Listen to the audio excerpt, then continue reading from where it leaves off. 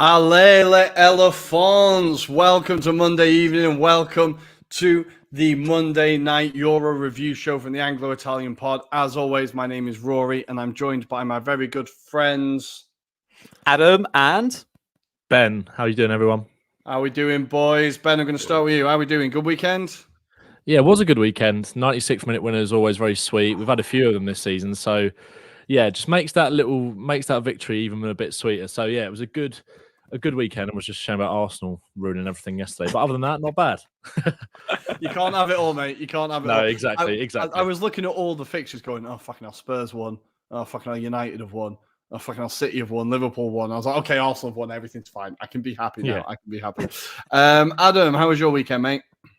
very much in the same vein. It's not very often that I wear Wycombe Wanderers shirt, so you know we're doing something right. We had an emphatic 5-2 win against Peterborough United, and I was talking to you offline. We have this incredible record. It seems like we've got a little bit of a hoodoo on them, a bit like I suppose Arsenal have on West Ham these days. But nonetheless, mate, how are you as well? I am very, very good. Obviously, Arsenal winning 6-0 doesn't happen every week. But I wanted to talk about the Alex. If we're doing Wycombe chat, I want to talk about the Alex. We have now gone into third place in the promotion places in League Two. We've got a youth product, Charlie Kirk, who's come back and joined the club. There's a bit of a feel-good factor. We're amongst the teams that have got much bigger finances than us. Everybody was putting us down for relegation in the preseason preview. So just an all-round incredible season. Absolutely delighted with that. And of course, Arsenal doing well as well. And the AFCON final. I don't know if you boys managed to see much of it. Osimhen, disappointing. I think Nigeria, have been playing him through injury, which I'm sure Napoli will be delighted about. But Ivory Coast getting a new manager bounce and managing to win a tournament. Like, Ben, did you see the game? It's incredible how they managed to get this over the line. Yeah, it's one of the most incredible stories in recent football history, especially with kind of the icing on the cake was obviously Haller getting the winning goal and kind of what he's been through on a personal level, obviously. But it's just so the stories that AFCON throws up kind of every time it comes around. But this year just felt even more like it just been thrown into this kind of like orbit of just like, right, let's make the most nonsense, exciting tournament that we can. And it delivered. Like, it was just incredible. Like, AFCON's always incredible value. It's just a shame that it doesn't necessarily get the eyes and the coverage that some other major tournaments do it. Obviously, that's kind of to do with the, there is a real football, it kind of gets caught up in the Premier League and all that kind of stuff. The eyes aren't on it because of that. But, it's brilliant. It's been absolutely brilliant. It was a great final. And, Ivory Coast, no one would have probably said that they would have won it when we were sitting here 2 or 3 weeks ago in the group stages. So, incredible. I loved Serge Aurier at the end as well. Have you seen the video of him on Instagram Live? I always loved Aurier. There was always a part of me at Spurs, even though sometimes he could be one of the most frustrating people ever. But I've always held a little soft spot for him. So I was glad he kind of got his moment as the captain. He's the captain as well, right? I'm pretty sure. Yes, it was him and Gradel who kind of shared it, I think. Yeah. So I'm pleased for him and pleased for Ivory Coast, Yeah, incredible stuff. I did enjoy seeing Max Gradel. I did enjoy seeing Nicolas Pepe getting his hands on a trophy. I was like, I'm glad you're not our problem, but I'm glad you've got that trophy. But Adam, did you see Infantino, always keen to be on the headline? Did you see the moment they handed over the trophy? So there was 3 fully grown men all trying to get their hand on quite a small trophy to be the one person to hand it over to Gradel. He just can't help himself, can he? He just can't help himself. Oh, he's got to be the frame of everything, hasn't he? He has to be prime location in every situation, hasn't he? But yeah, doesn't surprise me one bit. I didn't see it, but I'll have to definitely YouTube that later because that sounds like something else. I was just honestly screaming at the telly, just fuck off, Gianni. No one's interested. Like, it's not all about you. It's literally not all about you. Yeah, just have a little bit of dignity for once, will you? But anyway, congratulations to Ivory Coast. Incredible for them. I think it's their 3rd tournament win now. And AFCON never, ever disappoints, as you said, Ben. And we don't have to wait long. We've got it again next year. So I cannot wait. Come on. But we are going to go back to more familiar ground. And we're going to start with the Premier League. And I'm going to kind of be a bit self-indulgent. And the Hammers were hammered. heading into this game, I was genuinely a little bit nervous. Like, West Ham have already beaten us twice this season. Obviously, the performance in the League Cup, we were absolutely woeful. But I feel like when they beat us at home, we didn't play that badly. We just couldn't score. Well, this performance was everything that we've been doing recently, but finally putting the ball in the back of the net. Some mad statistics before I get your guys' views on it. Trossard now has as many goals as Freddie Ljungberg did for Arsenal. I think Saka has now got 100 goal involvements, 51 goals and 49 assists. Trossard currently has the only two players that have played 1,000 minutes for Arsenal and have got a better goal per minute ratio are Thierry Henry and Robin van Persie than Trossard at the moment. It is insane the numbers that guy's putting up. But this performance in general, I just think it was everything clicked. And we'll talk about how terrible West Ham were because they definitely helped. But I'm going to go to you, Adam. How impressed were you with Arsenal? I feel like defensively as well, even at 6-0 up, we did not want to concede. Like, it kind of shows the spirit that's in that team at the minute. Yeah, certainly. I mean, there was a clip, I think, going around where obviously they were highlighting about West Ham and the fact they weren't exploiting that right-hand side very well. And it was just almost comfortable at times for Arsenal because although they kind of let West Ham have the possession at times, they kind of still kind of managed to squeeze them out of their area and push them up to their third of the pitch even. So, yeah, it was so comfortable at times for Arsenal. And I think what was most disheartening for West Ham fans was just the lack of fight in certain times. They just did not seem to want to do the basics. And I think that's what's been really frustrating for them. But full credit to Arsenal because of the way they went about it was just incredible. And they were so clinical that if it wasn't for, the goalkeeper at times, it was going to be a whitewash, I think.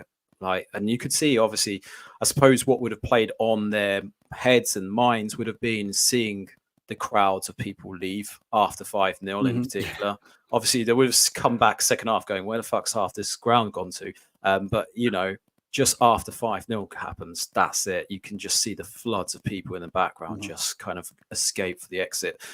So, yeah, really impressive. And I suppose what's more impressive for Arsenal is that they've managed to keep that momentum going, even though they had a few injuries as well. Kivior, who sometimes when he's been brought into the fold, he hasn't been as good. But now he's proving that he can keep that seamlessly in terms of that momentum.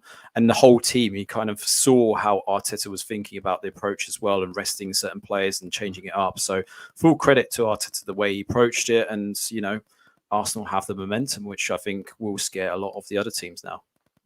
Yeah, no, well, exactly. Yeah, it looks like we're really clicking. Sorry, just a quick amendment. Trossard has as many goals as Alexander Hleb. Sorry, Bukayo Saka now has more Premier League goal involvements than Freddie Ljungberg. I just needed to correct that. But Ben, for West Ham, I'm not going to make you pick your favourite Arsenal goal, not yet anyway. But for West Ham, it seems like a worrying times for Moyes. Obviously, they've not won a game this calendar year yet. Their last win was against us. Is this performance down to him? Is this the players just throwing in the towel because his future is unclear? Like, do you think this is just a mix of all? Like, what is happening at West Ham? Because that was about as uncommitted a performance I've seen in the Premier League since Sheffield United, maybe. Yeah, it doesn't feel like a typical what you'd expect from a David Moyes West Ham team. If they haven't got the quality, they still give you the fight. But I can pick my favourite Arsenal goal. I thought Saka took his penalty really well. I thought he took it certainly a lot better than last year. Yeah. I'm only joking. But but West Ham, I mean, just to say, Arsenal were superb and they have got that real momentum now, as Adam says, and they were full value for it. There were sometimes when you watch those games, obviously, I wouldn't say I was a neutral in that game, but as a neutral, you kind of watch it.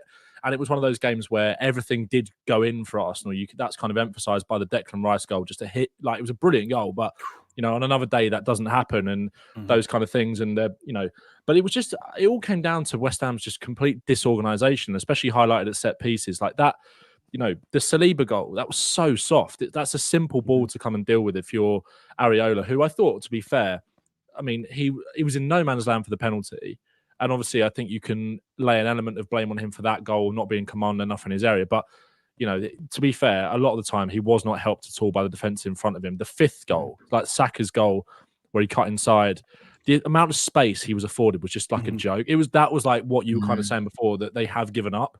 It was just like, that was, And I think West Ham fans were completely within their rights to leave at half time. Football fans pay a hell of a lot of money to go and watch their team. And, it's not necessarily something I would do, but you can't blame people for doing it, like for going. Like they paid their money and, they've not seen a performance. And bear in mind as well, I think it just shows you how important someone like Paquetá is for West Ham, because he, the over-reliance on players like Bowen and Kudus when Paquetá isn't in the team, especially without that number 9, Bowen's having to play up front. Bowen's never going to get any change out of Saliba and Gabriel.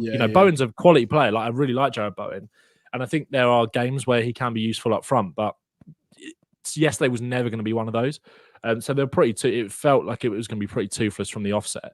But Arsenal just bossed the game. It was just it was just complete one-way traffic, such a commanding display. And it was, you can probably throw every single cliche you want at that game yesterday, but it really was men against boys. I don't really know what this holds for David Moyes now. I was reading some things earlier that apparently they're still basically prepared to give him to the end of the season, but there is more scrutiny now because of the result yesterday and all that kind of stuff. I think it's almost a bit like, not to the same extreme I was going to say about Palace, who actually have gone 1-0 up against Chelsea. Of course they have. I know. Brilliant.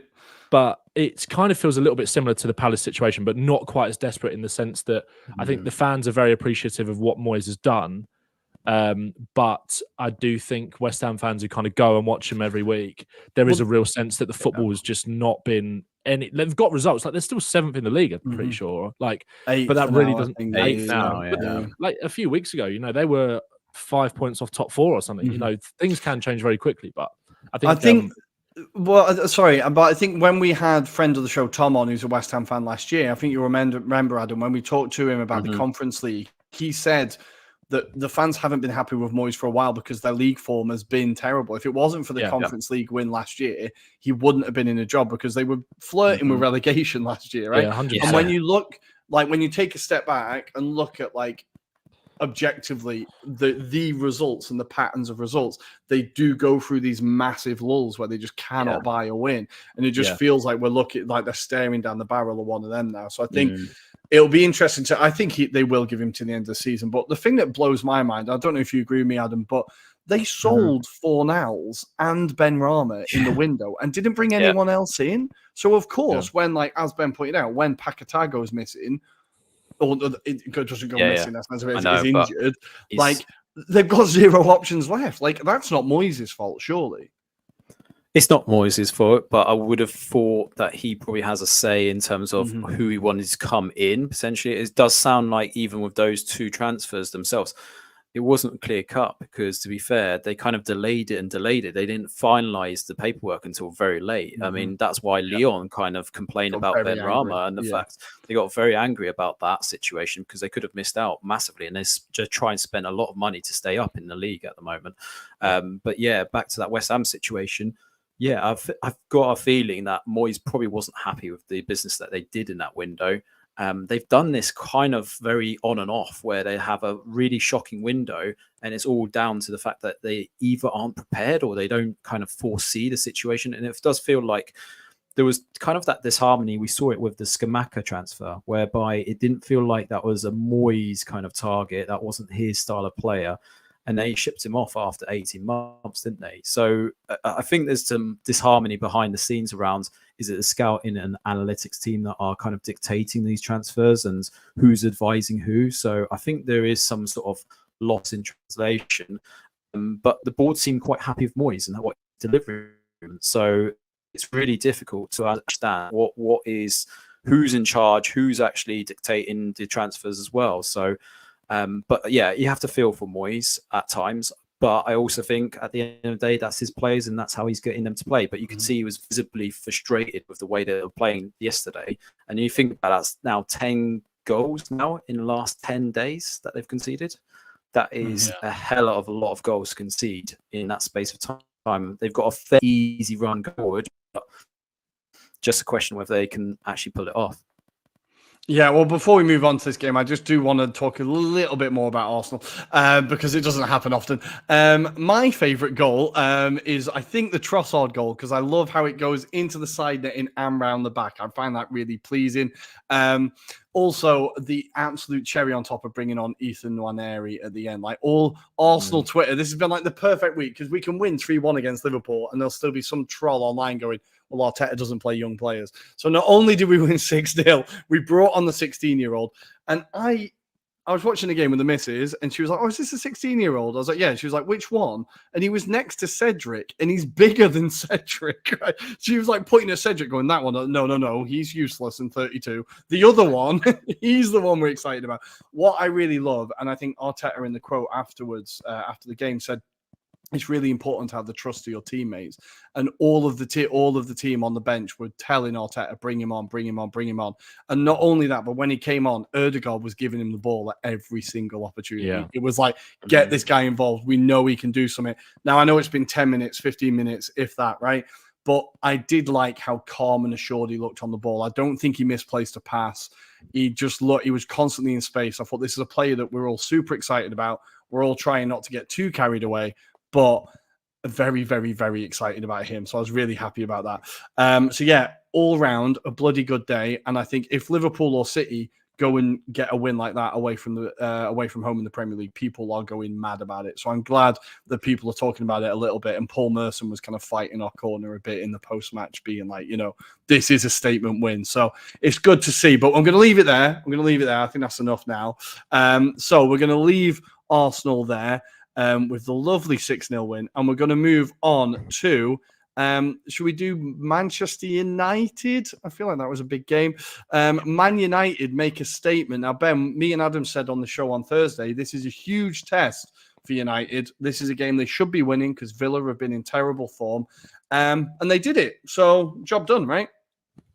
Yeah, it's a really interesting one yesterday because I can't, even kind of 24 hours after the game, I still can't really work out whether Manchester United necessarily deserved it. It kind of felt like it was almost an archetypal one of those wins under Erik ten Hag where they go away from home, they get put under a hell of a lot of pressure from an Aston Villa side that was certainly much better than they were against Chelsea.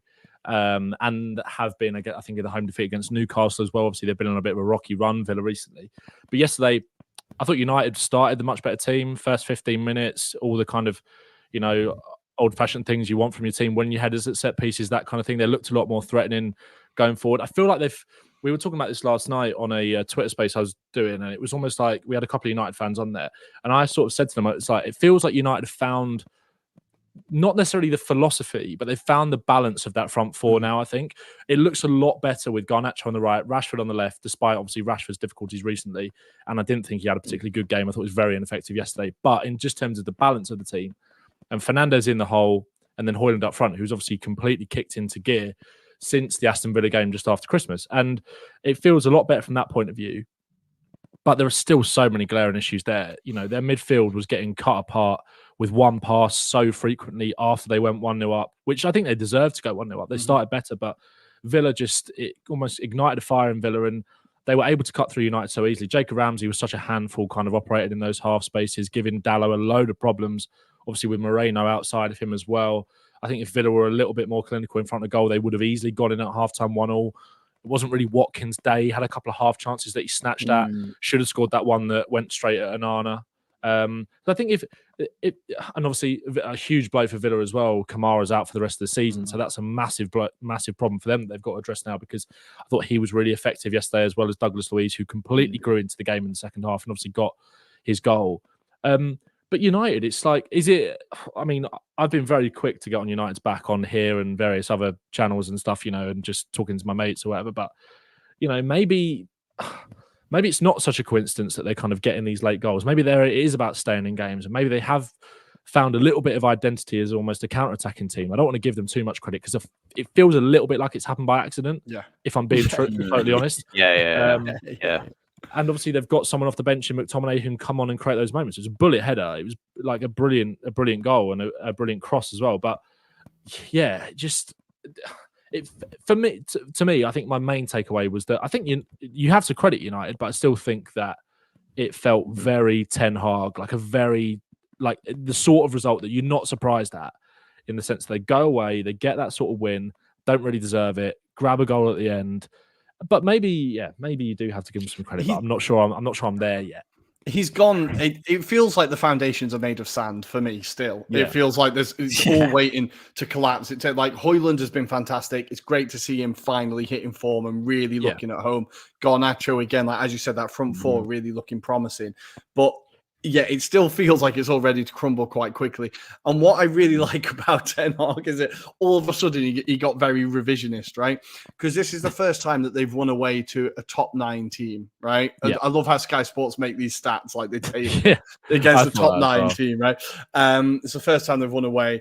And all of a sudden, that meant that they should have beaten us at the Emirates. It meant that they should have won at Anfield. It meant that they should have done this. It meant that, and I feel like at times he's just the most deluded. Where I'm like, this is why it's built on sand, because you feel you come across as so insecure when these things happen. Like you can't just be like, no, good win on the road, done, next game. You're like, and this is why we've been fantastic the whole time. Like, if you know what I mean, it feels like there's really a lot of it happened against It even happened against Newport as well. Like when he got so irate in the post-match interview afterwards. I can't remember the question that was posed, but he got so irate about it and was just like, you just beat a team in League 2 or League 1 in the FA Cup? League 2, in the FA Cup, and it's like you're getting your back up that much. A question posed, well, maybe were you a bit fortunate, etc., etc. It's like you said, I think he just needs to get better at having that thing of just almost take a leaf out of someone like Arteta or Postecoglou's book or whatever. Just say, "Yep, good win. Let's go. Let's go again next week." Because people will get off his back that way. If you kind of turn away from that, if you turn everything into almost, like you said, it's so revisionist and it's kind of just moving the goalposts every week, and I find it so bizarre. And I think if I was a player or if I was a Man United fan, despite the fact that I think there's always going to be this kind of witch hunt for Ten Hag, but also, you know, it doesn't fill you with a lot of confidence. If that was my manager, you kind of want him to stand up for you and say, no, look, I think which he does do that, but there's a way of going about it. And I think, like you said, I think you nailed it. Like he comes across as incredibly insecure and petulant at times, which doesn't help at all, especially after you won a big game. Like just move on. Just take the win. Just be like, I'm happy with the performance. We've won. On to the next one. We're pushing for Europe, right? And they genuinely got a massive shout kind of at the Champions League now. They're 6 points behind yourselves, Ben. They've got 1-3 in a row in the league. But Adam, for Villa, 2 wins in the last 5. As Villa Park was a fortress, not so much anymore. Of course, the last game they won there was against us. But is this a cause of concern for Villa? Emery's substitutions had a lot of Arsenal fans going, we recognise those. Yeah, kind of almost gifted the game to United at the end, right? Yeah, it's not looking too great at the moment, does it? They've lost that kind of form that got them into those high positions at this stage, and potentially they just need to step back from the approach, maybe just review like certain people and their positions at the moment, because I think I've been really disappointed by the likes of Moussa Diaby, for example. He came in with a lot of hype. I was really impressed with what I saw at Leverkusen, but he hasn't been able to necessarily do that on a consistent basis. And, you know, Nicolo Zaniolo as well, who was brought in, hasn't necessarily done much either. But he's not. We know about it. We know about the potential. This is the thing. I think this is the problem. So outside of his first choice 11, I think he struggles. He genuinely struggles with like how he fits them and integrates them. And I think there was a few performances that were quite off for yesterday, and obviously they were quite off in the previous match against Chelsea as well. They were so poor in terms of the approach as well. So I think that's going to play on his mind a bit, because we know sometimes actually Emery, he works so hard, but he probably overthinks things. And I think there's also the element of with Aston Villa, and I don't know if you guys have noticed it, when he start off within 20 minutes or so, he'll change the way in terms of formation that they play. So sometimes it's like a back 3, and then other times it's like back 5. And that must confuse the players sometimes if they've got a team like Man United that going at you, and they're like, who are we supposed to pass this to? Or what kind of style are we supposed to play? Is it more kind of direct? I think that's where it's playing a part. And obviously, they weren't able to do much business in this window either. They did get that Rodgers from Middlesbrough, who I do rate, but I think, again, he's going to take time. So, look, I think they're doing respectively really well. I wouldn't have expected Villa to be pushing for the top 4 personally this season. But, look, they're still in Europe as well. So I think, you know, everything's there. I mean, they're just going through a really dodgy patch. And you know what? All it'll take is a scrappy win, and then they'll get the momentum again. So I think they'll be fine. Well, this is it, and exactly. And as Ben said, on a different day, I think Villa get a result here. Like on a different day, I think they do win it. Like they weren't outplayed by any means, but I think part of the frustration with Emery, and it's something that does make him so good, is that he comes up with these individual plans for each team, and it's like, it's all video analysis, and it's all like, this is our plan for this game, but it does lead to confusion in teams, and you don't have that routine every week of this is who I pick up the left back or whatever it is, right? It's a lot of mental load on the players, and it's what happened at Arsenal towards the end, where it just turned into confusion. It just turned into complete confusion, and then you're letting up 30 shots against Watford, and you're like, what the frick is going on? Like, where are we? But I think, look, Villa's still having a fantastic season. They will turn it round, but just a few growing pains maybe coming out of that fantastic Christmas period. But let's leave United and Villa there. And Ben, we're going to go over to you. Brennan Johnson at the death. Now, I hope you didn't celebrate too much because you've not won anything, right? Bear that in mind. You've not won anything. I hope it was just a calm handshake and left out the stadium, right?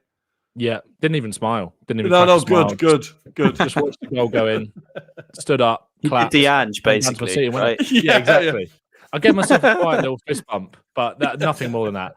No, I mean that.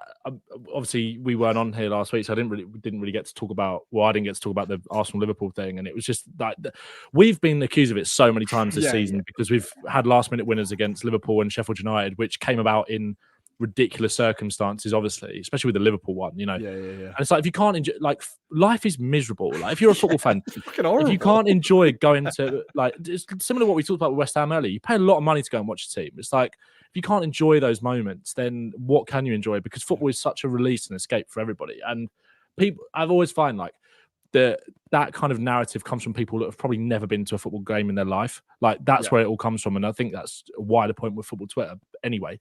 But on the game, obviously, it was such a bizarre game. I'd imagine if you were a neutral watching that, it would have been incredible. I thought that it was a bit of worryingly what's becoming a sort of almost like typical slow start from Spurs. Obviously, Welbeck had a decent chance within a minute of the game. Vicario making another really good save. Then Brighton, I was really impressed with Brighton. Like, really, really. I thought, don't get me wrong, I thought Spurs were good. I thought it's difficult to say whether we deserved it or not. I'm not 100% sure. I think Brighton can feel hard done by, especially in the manner that it happened to, conceding that late on. But I was so impressed with Brighton. Billy Gilmour, I think, is a player that was almost ruled, like, he was almost kind of disregarded last season. I think people he was, there was a lot of hype around him when he first came through at Chelsea. Didn't quite work out for him when he went to, was it Norwich that he was at last season? They hated him, eh? They really hated him. Yeah. And, but at Brighton, he's been a revelation and he was superb. Him and Pascal Gross in midfield. They know someone. I was listening to one of the Spurs podcasts after the game on Sunday morning, and someone on there made a really good point about, I think there was a lot of Spurs fans that were really, really impressed with Brighton and the way that they played. Obviously, we got the result, but I think there was just a general acceptance of how well they played. And I think, despite the fact that the Europa League has kind of hamstrung them a little bit in terms of their league form, I think it's allowed that pattern of play to really absorb in and those players to play a lot of games together, because the way they play out from the back is superb. Our press was useless because they were just brilliant at finding that space in midfield with Gilmour, so composed on the ball. Lallana as well, again, incredibly impressive for, a player of his age. I've been, we don't need to talk about how underrated Pascal Gross is, because that's just becoming a boring conversation within itself, because he's an incredible footballer. So I was really impressed with Brighton, but I was also impressed with the way that Spurs responded after the goal, because there were elements of the performance that were sloppy, especially in that first 25 minutes. I've spent the last month banging the drum for Rodrigo Bentancur, and I think I've put the mockers on him a little bit, because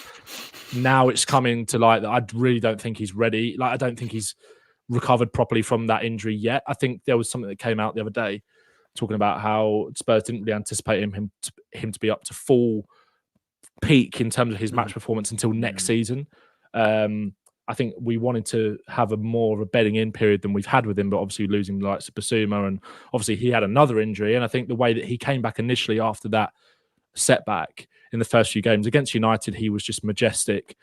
Bournemouth, his first start on New Year's Eve, he was magnificent. But I think the pace of the game was just a little bit too much for him in the first 20, 25, 30 minutes, especially with the way that Brighton pressed. They made it a nightmare for him. Obviously, him giving the ball away on the edge of the box led to Brighton's penalty. But I think he regained composure. I thought he was excellent in the first sort of 15, 20 minutes of the second half before he came off. And I think Spurs just grew into the game as a team. And I was impressed with the way that we turned it around. We gave up a lot of opportunities in the first half that we probably, like, despite maybe not deserving to go level at the break, we should have been. It just wasn't Richarlison's day either. He's had an incredible few months, but it just felt like one of those games where it just all kind of unraveled from a little bit. There was a few passes early on which it was just a bit sloppy. But, you know, we got back into the game in the second half. I thought I made a video about it earlier, talking about Christian Romero, because his performance was just incredible on Saturday. He set the tone for Tottenham. Him and Pat Matasar, who got the equaliser, they were the two of the only players on the pitch that really showed that 100% dominance, assertiveness, aggressiveness. Obviously, there's been a lot of narrative around Romero about him being rash, but his aggressiveness was what won us that game. He won pretty much every duel against Welbeck, going through the back of the centre forward, winning the ball back, setting Tottenham to be on the front foot. Those turnovers on the halfway line, he was just incredible at that. And Pat Matasar exactly the same. And he got his deserved goal. Ange made changes that were questionable. Kulusevski was really coming into the game, and he came off after the goal. Saw in the stadium, he was visibly unhappy about that. But it was vindicated in the end. Brennan Johnson, who came on, and there's been a lot of talk about Brennan Johnson, but he had a poor game. But he was there. He was there in the moment to grab the winner. Yeah, sorry. It feels like like a big moment for him, right? Sometimes players need a moment like that where it kickstarts something, and like there's been a bit of talk about him. Is he fitting in? Is he gonna And a moment like this can really be a catalyst for like, look, you belong here. You've got that moment that the fans are gonna talk about. Now 100%. You can relax a little bit, right? Yeah, 100%. And he had one of those against Brentford as well. He scored the second goal to turn it around in that one, but that game was far from won. He won the game for us, and I think Ange talked about it afterwards, and I think he recognises that he is struggling. And obviously, when you compare him to someone like Kulusevski, who came to the Premier League at a very similar age, obviously very different profiles of players playing in the same position, but he's come through at Juventus, where the expectation and the pressure is so high, and Brennan Johnson's come from Nottingham Forest, and that's no disrespect to Nottingham Forest, an amazing club with great history, but it's just not the same. And I think some players take ages to adapt, or not ages, but longer than others. And I think I'd say to my mate the other day, like, if football Twitter was as prevalent as it was in 2015, where we signed Son Heung-min and he stunk the place out in the first year, then we'd all be looking at ourselves and hanging our heads in shame. And I think Brennan Johnson has got all of the credentials to really explode into that kind of profile of winger that Ange really likes. And I think there's a reason that he keeps bringing him on and started him. And I think, like you say, I think sometimes some players just need that moment to kind of catch fire. And I think he's a young guy. He's not a kid, but he's a young guy. And I think he's probably acutely aware of the narrative around him. And, that doesn't help either. But I think, to have that moment, I think Ange as well spoke about in terms of how he's being used.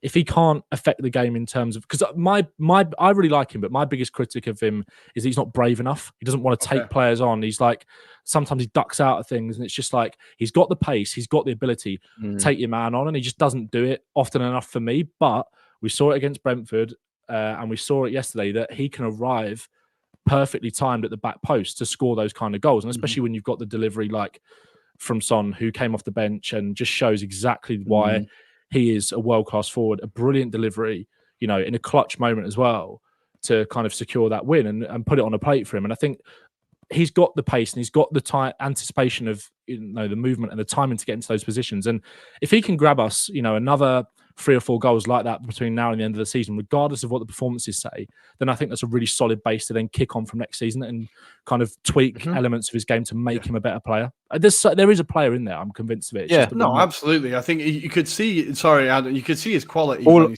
he was at Forest, right? Well, I was just going to add just quickly. 3 seasons ago, he was on a loan spell at Lincoln City, where Nottingham Forest didn't even know his potential, right? Then they brought him back, called him into the Championship when Steve Cooper took over, and they were from the relegation zone, got him into the playoffs. Then he had a spectacular season last season, obviously, with Nottingham Forest in the league, to then transition to a transfer to Spurs. I mean, look, the guy's had a lot of growth in the space of that time To expect him to be at the same levels as Kulusevski, for example, or Bentancur is just absurd. I think that's the difference. Is I think with Ange, he's going to have patience, someone that understands 100%. that he's still raw talent, and I think that's probably the element that is sometimes lost in transfers like this is their journey, like where they've come from to this point. And he's definitely a signing that I would say he's there for the future. He's not necessarily just for this season. You've got to think a bit long term, but that's the problem in clubs. And I think maybe springs the kind of conversation like Charles De Ketelare at Milan wasn't given that kind of chance to kind of develop, but there's kind of that anticipation he has to deliver in this one season. And if he doesn't, then write him off. He's not good enough for this club. And I think that's the mentality fans have got to remember, that some of these players that they're going to buy, they're not going to be necessarily at the same level as, let's say, an Osimhen or Kvaratskhelia. You can't expect them to be world class every match, and that's the difference. And that's the only point I wanted to add on that one as well. No, I think it's absolutely fair. I think it's a really good point of like the journey he's been on in quite a short amount of time, and people do forget that, especially in the Premier League, right? Football doesn't exist outside that division, right? So people do forget quite quickly. But just because I'm slightly aware of time, we're going to finish the Premier League with, well, none of us bloody saw this coming. There mustn't have been a sandwich in the building. Everything went perfect for Chris Wilder. Adam, Sheffield United 3, Luton 1. Ruddy hell. Luton only turned up for the big games. What's this? This is the thing. I think narratively, this was kind of perceived as, oh my God, Luton Town have lost ground. They've kind of lost points. But on the day, Sheffield United were just more clinical than them. And that's the only difference.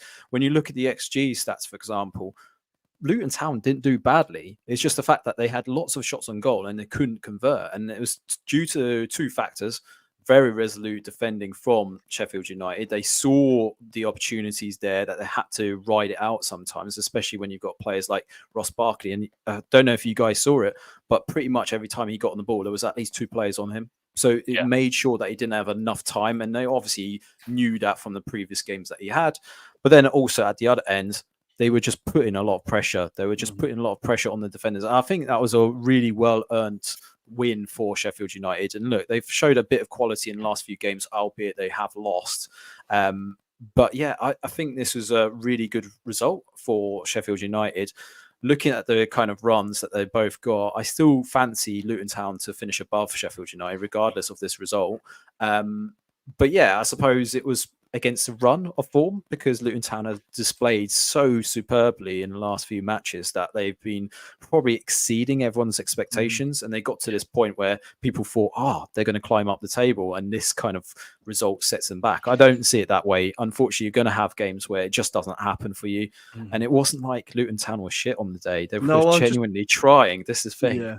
I'm just looking at the stats. They had 20 shots, but only 5 on target. Like, Sheffield United had 3 shots on target, and they all went in. Like, sometimes it's just not your day, is it?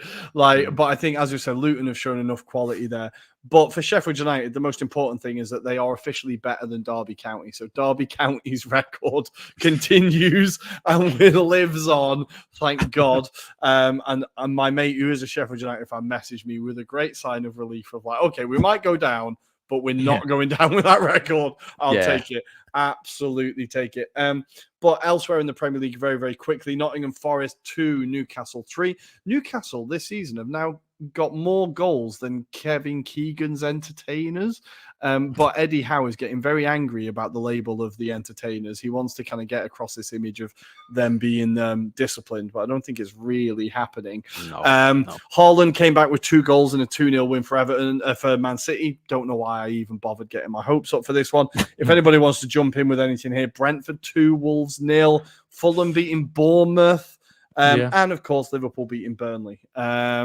Any comments? I think the Liverpool-Burnley one's an interesting one. I thought Burnley were actually pretty unlucky not to get a point.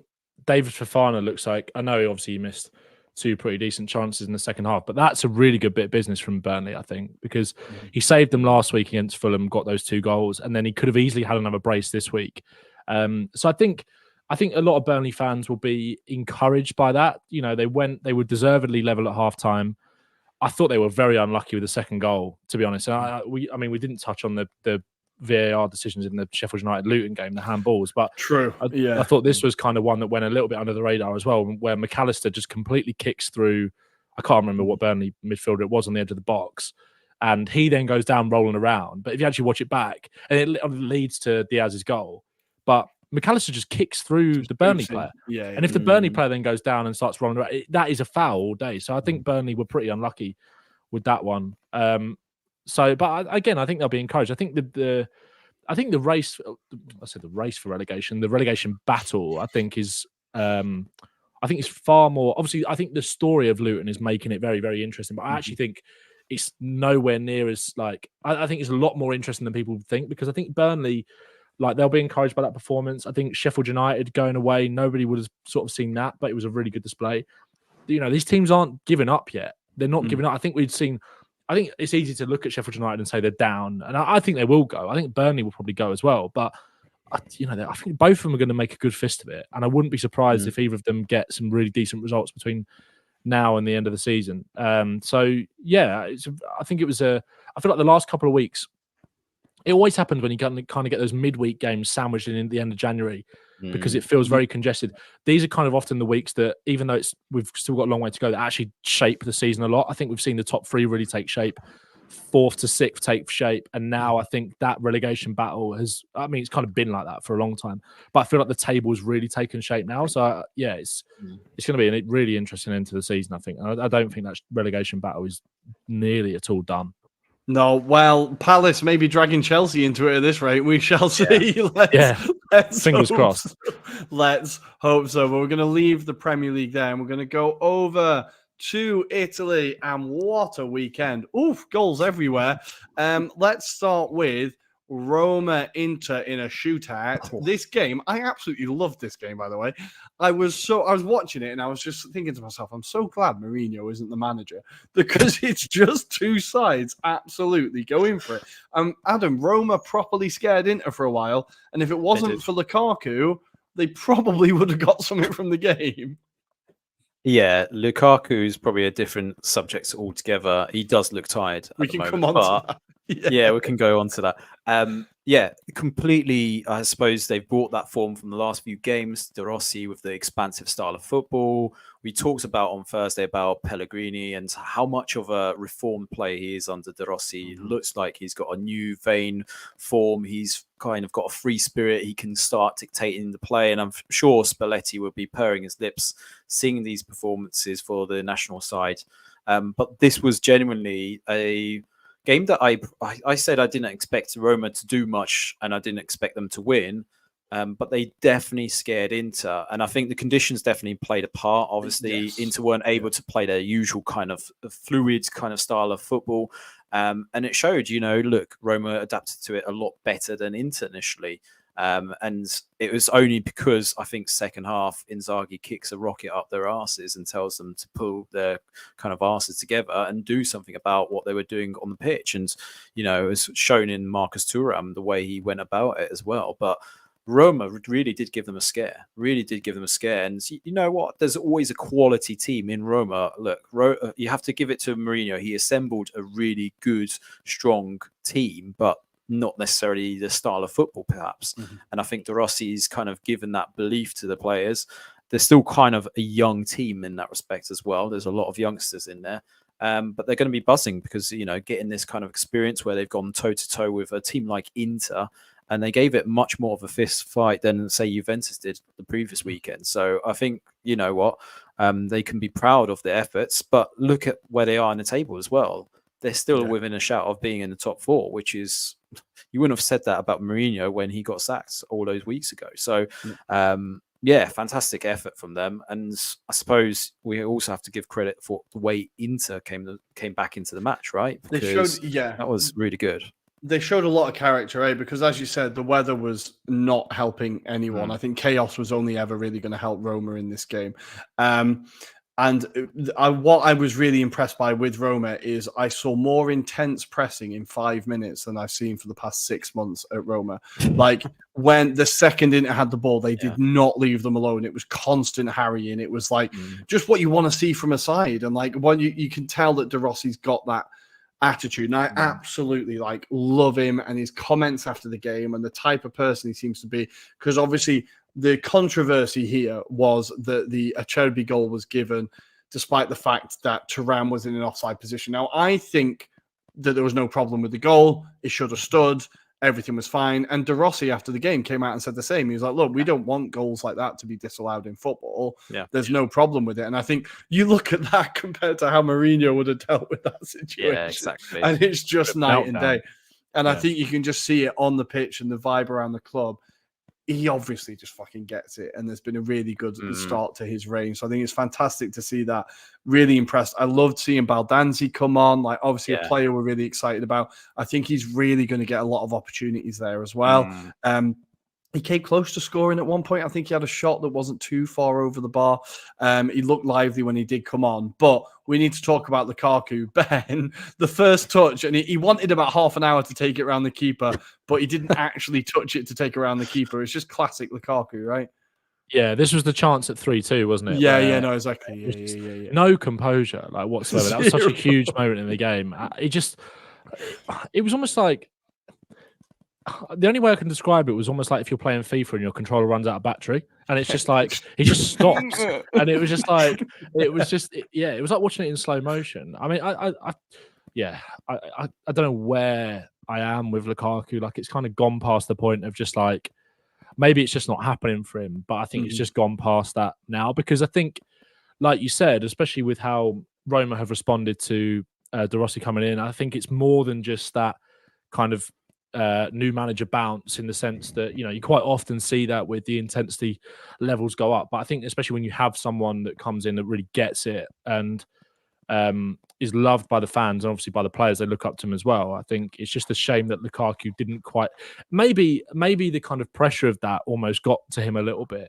and the fact that they were kind of really going toe to toe with the best team in the league, and maybe it was all just in that moment, they just showed that lack of composure that we have seen from him a lot. I think it was almost like a little bit typical of the game, because there was so much quality in it, but there was also moments like you touched on that Acerbi goal, which is a very strange goal. Like, there were quite often in those games where it is very end-to-end chaos. Like, some of the goals were superb, but also there were moments where it was just incredibly bizarre, like the Acerbi goal, a very odd one, that kind of looping header, and then the check for the offside, and then you see like El Shawari's goal. Like, that was an incredible finish. Like, and it's always kind of so satisfying when it comes back off of both posts like that. Yeah. And then you look at the composure that Thuram showed to score the equaliser as well. Like, and just again, despite the fact that it was one of the bargains, just showing how valuable that he is. And I think it was also like he was well within his rights to claim that Angelino own goal as well. I thought I couldn't see that as a, like, I don't know whether it was just me, but like I couldn't see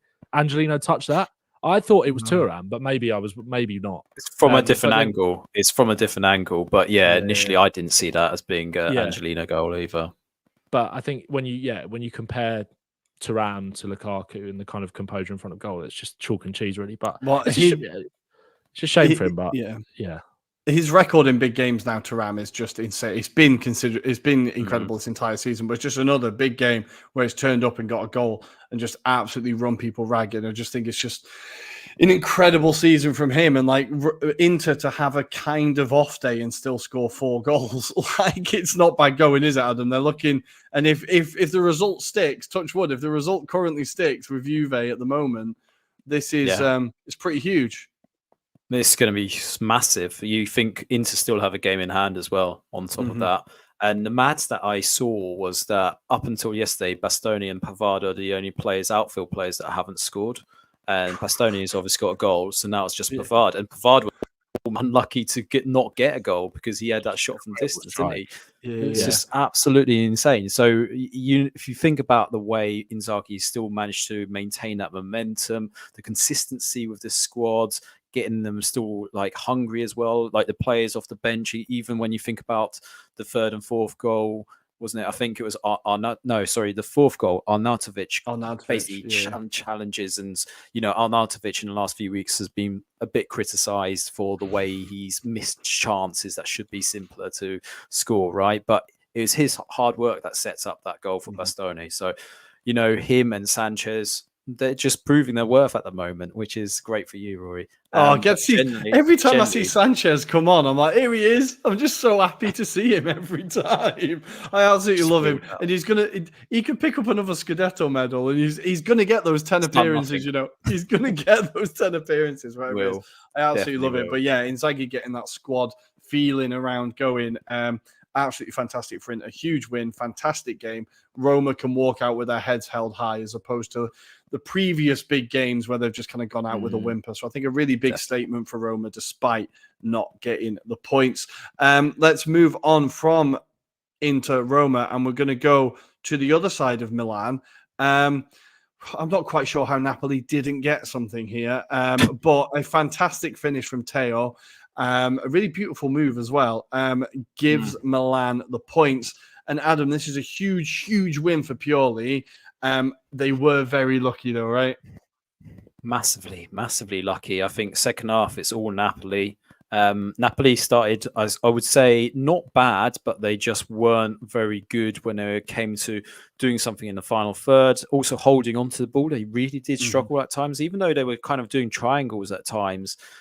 Once they lost that possession, they kind of sort of suddenly didn't know what to do in that transition between kind of, do they press or do they kind of go with the markers? It was really odd. And I think it goes to show that Mazzarri hasn't really done much with this squad. He's really struggled with trying to embed a philosophy or style of play.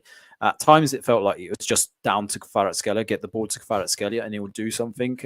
When Politano came on, it gave a bit more of an outlet, it has to be said. And I thought, I've forgotten his name, but was it not Almqvist, but Lindstrom?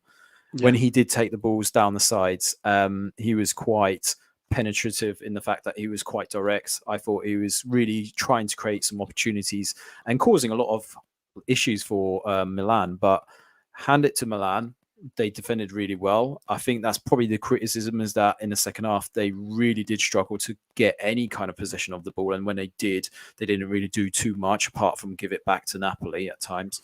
So yeah, and you think about the criticisms and maybe observations from us is around Mike Maignan. Recent performances haven't been as strong. Did really well on the night. Him and his defenders did really well. And yeah, like you say, that move was incredible. But one thing to highlight was the form of Rafael Leao, who we talked about on Thursday, saying that obviously he's possibly seeking a move out of Milan. Only, was it 3 goals contribution or 3 shots on goal? Like, it's so really poor for a player of his ability to be only that low. And was it shots on goal this season's only been like 9 shots on goal? Yeah, I think it's 15 games without a goal as well, Leao. Like, that was a stat that came up in commentary, and it just couldn't get my head around it, especially when you see like the scintillating form that he was on last season. And even when he does create something, because of kind of the nature of the way that he plays, and especially with his physique, he's exactly the kind of winger that you want in modern football. And he is so threatening when he picks the ball up and runs. Like, there's probably not many more wingers that you'd not want to face, coming up against Leao. And there was a chance where he really showed that quality, kind of running in from the left, cutting inside, and he whipped a shot just wide. And that's when they then referred to that stat of it being 15 games without a goal. And you just couldn't, even though we've talked many times about his struggle for form, not even just in a goal scoring sense, just generally in terms of overall play. And I think that's why you touched on rightly as well about potentially him playing for a move, but he's not exactly doing that, is he? No. Regardless of the form that he's in, there's always going to be suitors for a quality player like that, and I would not surprise him if he went somewhere and really caught a light. But yeah, he's an interesting kind of enigma, I think, Leao, because he's got so much quality, but he's just not really showing it at all this season. He's got PSG written all over him, I think. He's got he's going to end out in Paris and win a few Ligue 1s and like show up in the Champions League every so often. I think it's such a shame because he is such a talented player, but we've said it every season. Even the Scudetto season, we said it every season, where it's like, if he could just do it consistently, he would be world class. He just goes through these streaks, and this is just a particularly bad streak. And I think the Milan fans are really starting to lose patience with him because he is such a key part of that team. He's such a key attacking threat. Like when you've got and Giroud is still like the top scorer this season, right? It's fantastic, incredible, but like he needs help, right? And the idea of Leao is that he takes a bit of the strain off Giroud, right? That he kind of spreads it out a bit, and I think they're just not getting it. I think it's really super frustrating, but we do have to say this is Milan's first clean sheet since January the 7th against Empoli. So it's a massive statement for them to actually get a clean sheet, keep it. And again, as you said, Adam, Napoli had opportunities. They had the better of it in the second half. But how big is that for Maignan and the centre-backs to just be like, right, okay, there's one, build on it. Yeah, massive. When you think about now, that's 5 games unbeaten as well, Milan. They keep the pressure on chasing that second spot from Juventus. If Juventus do lose tonight, that puts a bit more of a distance between them. So yeah, I think genuinely Juventus will be looking the other way now and looking over their shoulder to make sure that Milan aren't on their kind of backs. But yeah, massive result. But I think there's still question marks, and you've probably seen it, Rory, on social media around Pioli and his future still. Even after this result, the amount of Milan fans were like, I can't get behind this. I cannot get behind this any longer. It kind of feels like that treading water kind of thing, waiting for the season to end so that you can then see what the next move is. Like we've said it before, they're really lucky that there's a 10-point gap between them and Atalanta, right? And they've done really well. Like it's not lucky, they've done really well to create that 10-point gap and have it there. But now it puts them in a position where the pressure maybe this season is a bit off. They're not going to get involved in the title race. They are going to be in the Champions League. Pioli can just pedal slowly and towards the end of the season. I can understand why that would lead to apathy and a bit of just right, let's just get the season done and move on. But it'll be interesting to see where Milan want to go. We've seen their approach in recruitment has changed drastically recently. Their director of football has changed. It's all been a lot of change. So it'll be interesting to see who Cardinale have in mind. Obviously, everyone's after Thiago Motta, but we will see who they get. Interesting times for Napoli. Mazzarri, this whole thing isn't really working, is it? They're currently on 35 points. They're now 4 points behind Bologna in 5th. And my math isn't great. 4 points. No, wait. Oh my God, 7 points behind Atalanta in 4th. I told you my math is terrible. So it looks like Europe is slowly fading away from them, which could be huge and probably prompt a sale for Osimhen in the summer, I imagine. But let's leave Milan and Napoli there for now. And we're going to go down to the bottom of the table. And it's all change as, well, Pippo Inzaghi is gone. He didn't last very long. Came in this season, right? He was appointed this season, right? Yes, he was. Okay. Yeah. I was trying to remember if it was this season or last season. So yeah, it didn't go well. This was the game, didn't we? We said that if Salernitana lose this, then it's pretty much them relegated. I think that is the case. Huge win for Empoli. We will talk about them. But Salernitana have pulled the trigger and they've brought in Liverani. Adam, massive. Do you think it will make any difference, or is this preparation for Serie B? I think it's preparation, to be brutally honest. Maybe not with this coach either, to be fair, because Liverani hasn't got a great kind of history. If you look at his coaching credentials, probably his best spell was with Lecce, where he managed to do back-to-back promotions, and then on the final day of the Serie A season, almost kept them up. But that said, apart from that, you look at his kind of spells that he's had. He was sacked from Calgary in his previous role that he had, and this was when Ranieri took over and got them into the playoffs for Serie B. And then if you look at previous to that, Leyton Orient was where he was for a season, and he got them relegated. So yeah, he's not a coach that I would necessarily associate with keeping teams up, shall we say, if you look at that record. So yeah, I do feel sorry for Inzaghi. He looks like an older version of David Nicola on the sidelines because of the grey hair. It's just taken it out of him, hasn't it? And on that day as well, Rory, I mean, Salernitana did have a bit of fight. They did have a bit of quality, but Empoli just looks so much better than them in every way. I mean, just the way they kind of went about that game. Cambiaghi in particular, we have to call him out. He was just trying to set up lots of opportunities. And it was, in fairness, it's the last 5 minutes. Last 5 minutes of the game confirms the game to Empoli, because it's the penalty to Diang and Cancellieri who gets onto that kind of counter-attacking move, which he's so fast as well. He's a man that we have to watch out for in the future. So yeah, fantastic win for Empoli. They needed that. That puts them in a better position. And I think a few weeks ago we were saying Frosinone got a good win. Obviously they lost to Fiorentina 5-1. That basically puts them back into the relegation fight as well now. So it's just so up for grabs at the moment. I can see basically right now Salernitana are pretty much gone, it's fair to say. I reckon they probably regret signing Jerome Boateng probably now. And I mean, it's just, I don't know what you do with Salernitana. It's a shame, but they've been there on the cards for a number of seasons where they look like relegation favourites. Under Sosa, probably argue that probably was a turning point.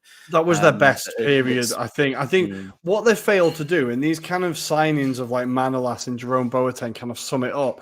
Other teams that have come up have tried to build, like Lecce have been like very sensible. They've built their squad. They've found value in the market. They've gone like, right, let's build a squad, right? There's going to be like just enough quality that will keep us in the league. Salernitana have been looking for that one name, right? They had Simi. They had like Buledia. They had Candreva. They've had like all of these players, Ribery, whatever, right? And they've been like, this is the guy who's going to solve our problems. This is the guy who's going to solve our problems, as opposed to actually building the squad and actually adding like wide depth. And I think just looking at that team, like you said, they have moments of quality, but the squad just doesn't have enough of it to sustain those moments. And again, Candreva comes closest, right? Candreva has the minute of brilliance or whatever, and you just think, yeah, that's it. If he doesn't turn up, then there's nothing else. I think it's a real shame, because we've enjoyed having Salernitana in the league. They've given us a lot of incredible moments, but I think it's going to be a arrivederci at the end of the season, unfortunately. But for Empoli, absolutely massive win in this appointment of Davide Nicola.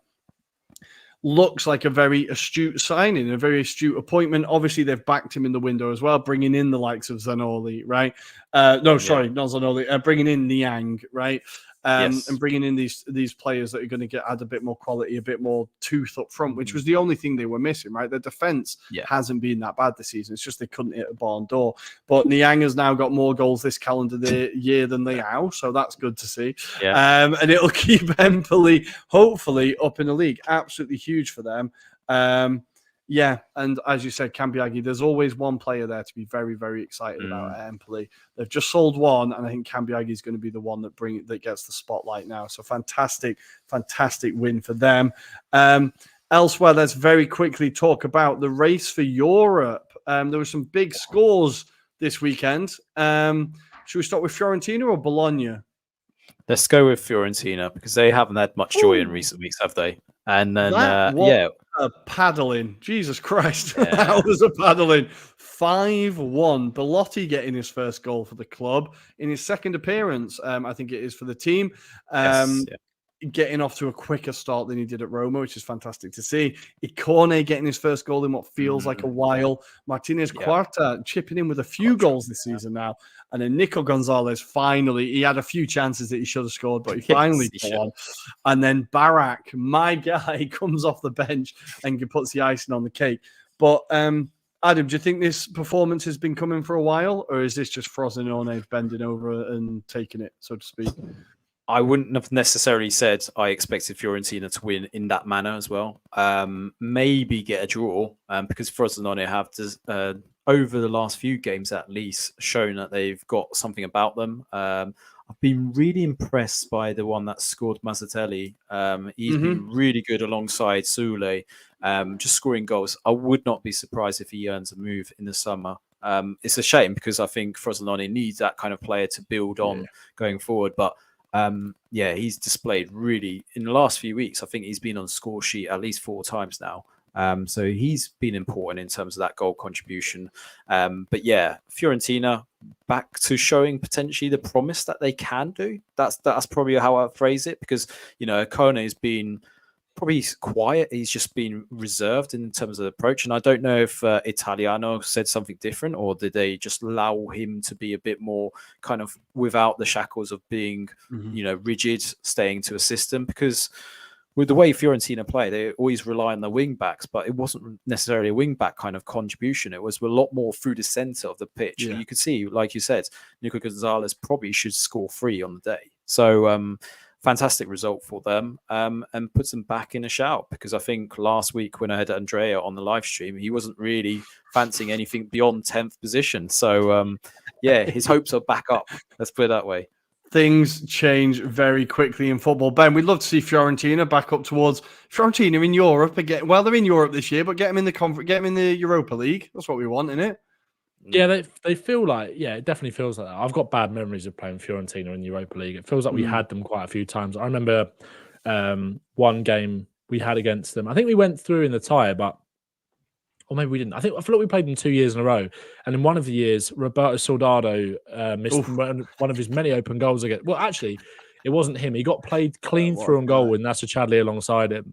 And they literally had the whole half to themselves, and he decided to square it to Chadli. And it was the most under-hit pass, and it just summed up exactly his time at Spurs. But Fiorentina, I think they're well within a shout now. And I think a win like that is only going to help. It feels like Belotti's been that's a pretty decent acquisition. Someone who definitely knows where the back of the net is. And obviously, if they can get a Kone to hit form as well, and Nico Gonzalez as well. So I think they're in with a shout. Obviously, it just feels like, from what you said about, every time I hear Andrea either on TikTok or on here, he's just very underwhelmed by their performances. But, it feels like maybe it's too early to say that they turned a corner, but it was a big win for them.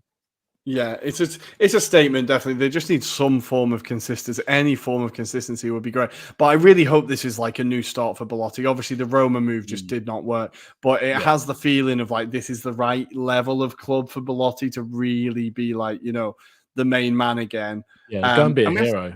Yeah, well, that's it. And it was a really good instinctive run into the box, nice finish, just a classic Belotti goal. And you're like, oh, right, okay, here we go.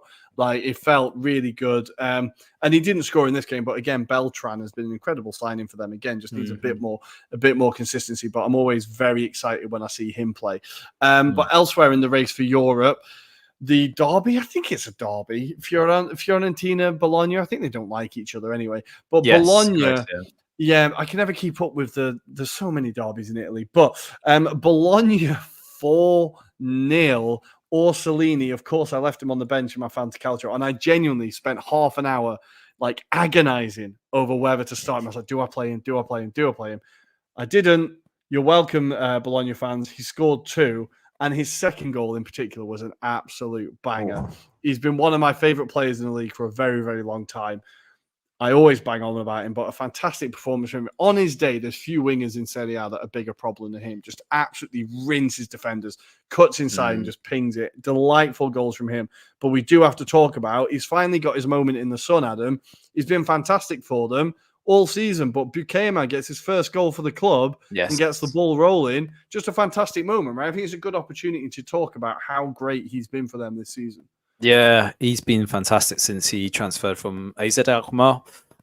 He's really displaying a lot of the traits that I think most teams would love to have right now. So again, he's probably in that kind of same ilk as your Radu Dragosan, for example. He's just got something about him, really solid in defensive duties. And the fact that he started to contribute in the goal, obviously yesterday, really, I think will just help that kind of elevation of him and Bologna. They're just assembling a fantastic team at the moment. I really like Stefan Posch, for example, on that wing back role as well. He's just always there with assists and contributions in terms of goal opportunities as well. So I think this team is just so special at the moment. And as you alluded to, Orsolini was just absolutely incredible again. Just the quality he seems to show. And, he was off injured not that long ago, but last few weeks, he's just showing the difference of what he can add to the game. And I would not be surprised if he's called up to the Azzurri national squad. I mean, I can't think of many kind of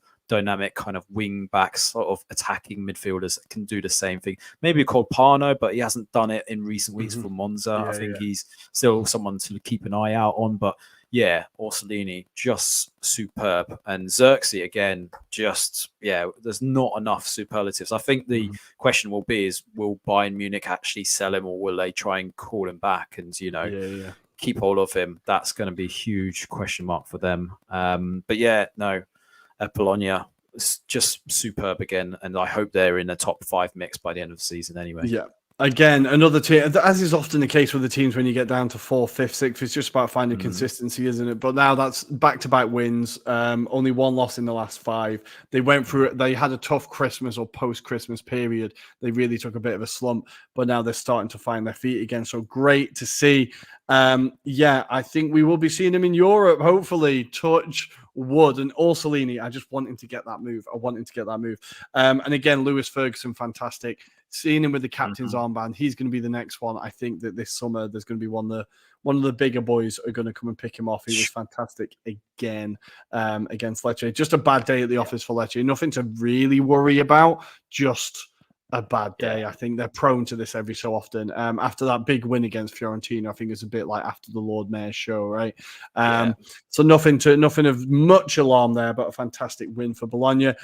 Elsewhere in Serie A, very quickly, Lazio, Immobile got his 200th goal for the club, right? He broke the record. Yes. In a 3-1 win against Cagliari. Huge moment. It feels like we've been waiting for this for a very long time, Ben. I've been waiting for this record to break for a very long time, but it's great to see him finally get it, right? Immobile, 200 goals. Yeah, he's one of the strikers. He's probably one of the most, he's that veteran striker in Serie A that's been around for such a long time now. And it feels like everyone, regardless of which club you kind of support, sort of almost has that love for him in a way, I think, because he has just had this incredible longevity and the quality that he's shown within that. It feels like he's been around for ages, Immobile. And obviously been in Germany as well and come back to Serie A. And he's just, to get to that landmark, I'm sure, is something that he's been looking to get to for a long time. And he's been an incredible striker. Probably one of the most underrated strikers, I think, in Europe over the last sort of 10 or so years. It's because he didn't travel well. He only does well in Italy. Like in Germany and Spain, he was terrible. And then he came back to Italy and he was fantastic. So I think it just ruined his reputation abroad completely. But fantastic to see him get that record, even if it is for Lazio. Cagliari kind of sliding a little bit, Adam. It feels like they're really, really, really struggling. I think personally they did well to be outside of the relegation zone up until this point. They needed to add some quality. I don't know if the signatures of Gaetano and Yeremina are enough personally, but Gaetano, another goal of the season contender in this match. I mean, his shot from distance was incredible, even though it was a bit behind the run of the game itself where Lazio were leading quite comprehensively at that point. It gave them a little bit of hope anyway. And there was a few of these in Rory. I think the next game you're probably going to allude to, I'm hoping you do anyways, Atalanta, Genoa. Oh, we do. Yeah, we do need to talk about Atalanta. Let's go to Atalanta. Genoa 1, Atalanta 4. Charles De Ketelare. Adam, talk us through the season he is having. How short-sighted are Milan? This is starting to look a bit embarrassing. We said it on the Thursday's pod, didn't we? We said it on the Friday pod when it was released. He's such an underrated player. It's just trying to work out his best way of playing him. He's one of those players that I think we just don't know where he's best suited to. He needed a season to adapt in Serie A, let's put it that way. Again, it was a case of maybe mixed philosophies in terms of who actually wanted him at Milan. I think it's still Maldini signing, in fairness. But I mean, short-sighted if there is this breach in his contract that says 22 million for Atalanta to activate and sign him on a permanent basis. Doesn't need to finish his loan spell or anything like that. They can activate it. I think they'll activate it personally. But the main call-outs in this match, not just those goals. De Ketelare obviously scores a fantastic one. Malinovsky with the equalizer was a superb one. Cop Miners with that free kick. And then just the point in terms of Gasperini as well. 7 years at Atalanta. That was his 701 goals that have been scored in that space of time, which is absolutely insane as a bit of record. You think about what he's done at that club in terms of getting these talents, selling them on. Obviously, Rasmus Højlund, Diallo springs to mind, but then you think of Pablo Gumas, for example. They've got that production line. They continue. I know Ben was asking us about Edison a few weeks ago being linked. I mean, the guy just seems to do it. And again, if he gets De Ketelare on that kind of it's just incredible. The words, superlatives for that guy, he's just absolutely insane. And he got them to a Champions League quarter final. quarterfinal, semi-final. That was when quarterfinal, Ilicic right? was still playing for Yes. final. He got into the quarterfinals. Just incredible stint that he's having there. He's found a home, and that club is now at this point built around him, if you know what I mean. And he has that patience and that ability to develop players. It was watching AFCON as well. I saw Jeremy Boga. I was like, I miss seeing him at Atalanta. He was always fantastic. Like, they've had so many really good players go through that club. Coop Miners is having an incredible season as well. Like, he's really hitting serious numbers with his goals. He's obviously catching the eye of a lot of teams now, I think.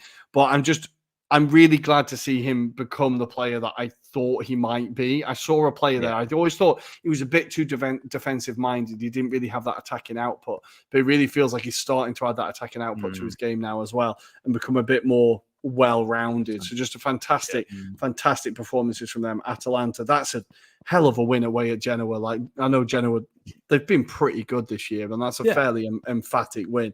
De Ketelare. Damn, see what happens when you just put your arm around a player and give him a bit of trust. It's a bit mad, isn't it? It's a bit mad. Yeah. But great to see. And again, that puts Atalanta all the way up to, I'm down at the bottom. They are in fourth on 42 points with a 3-point gap ahead of Bologna. 4 wins in a row, 5 unbeaten, really, really finding their stride. Just fantastic stuff for La Dea. Adam, any other games you want to wrap up before we go? I think there was... Juve have lost to Udinese. Should we talk about that? That's the one. I was just reading on the stats as well. It says an XG of 0.7 against 2.17 for their hosts. And just to compound it, that's the third game without a victory for Juventus. So... point behind Milan. Milan can chase them. The wheels are coming off. I didn't want to say anything because I saw we were in the 80th minute. I was like, Juve are definitely going to get their last minute goal. They're definitely going to get their last minute goal. Well, as it happened, Ben, Inter now 7 points ahead with the game in hand. We don't want to hand it over to them right away, but that is a pretty massive moment, right?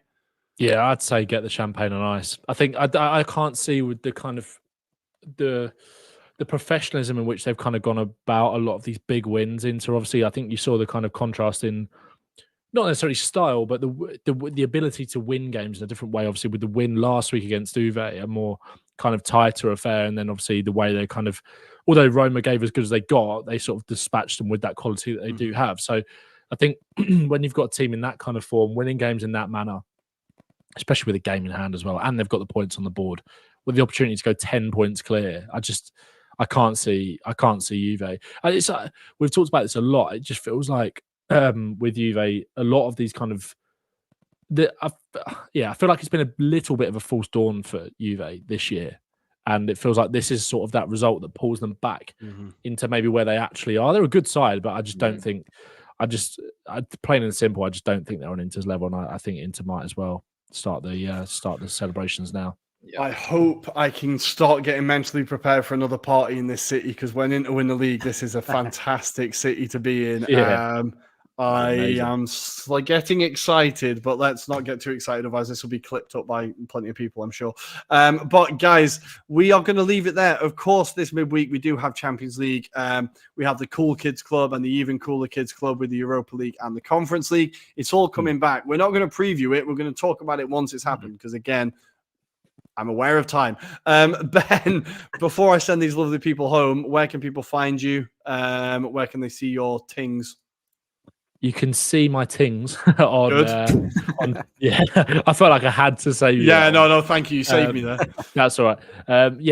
Ben Talks Football on TikTok, the same on Twitter as well. Daily Spurs kind of ramblings, general football stuff as well. So go and have a look if you're interested. Very nice. Adam, anything to say before we send them home? No, just make sure you add us on TikTok. That's all. Every week, I'm just going to say it until we get to that 1K, mate. Yeah. That is it. Just follow us on TikTok. That is your homework for the week, guys. I'm going back to work mode. That's your homework for the week. Follow us on TikTok. Well, thank you for joining us, guys. Make sure to hit the like and subscribe button. You can find us on Twitter at Italian Anglo Pod, on Instagram and TikTok at Anglo-Italian Pod. And we will see you on Friday for a review of all the European football and a preview of the Premier League and Serie A. Ciao, a dopo. Ciao. Ciao. I can't find the button. There we go.